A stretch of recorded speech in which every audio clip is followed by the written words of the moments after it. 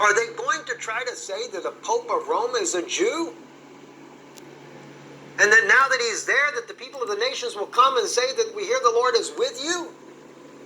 Let me tell you what skirt they're going to take a hold of. They're going to take hold of the skirt of either Moses or Elijah or both. Because why? When the two witnesses come on the scene and begin to open the eyes of Israel of who Mashiach really is, in the Christian world, who has been waiting for the Jews to recognize their own Messiah, they're going to see something happen in Israel. A revival will break out. Not because the Vatican has tried to do something, but because the two witnesses are on the scene, and the prophecies that they have prophesied about are actually coming to pass. And then what are they going to do? They're going to want to know.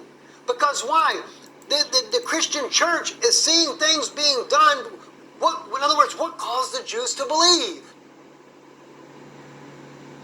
They will hear a message that's not exactly the way they heard it to start with.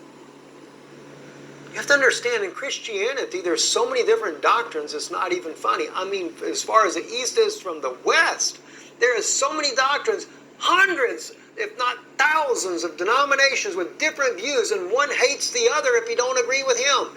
If you're not a pre-trib or rapture guy that believes in pre-trib rapture, you're out. And if you're the post-trib rapture guy, you throw the other one out. And if you're mid-trib, you throw both of those out. I heard something.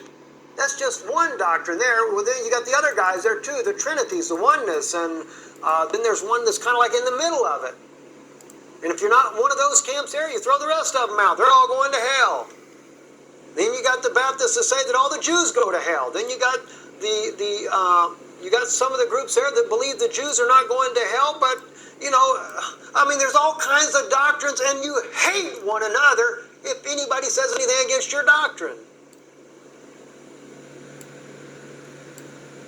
But there's one thing that would shock the world, and that would be to see a revival in Israel.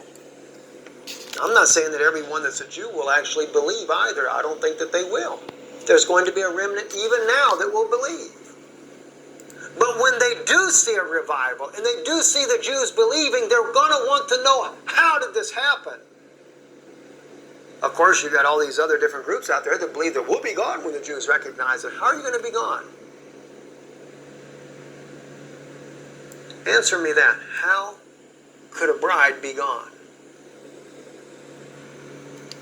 Because there's too much division among you.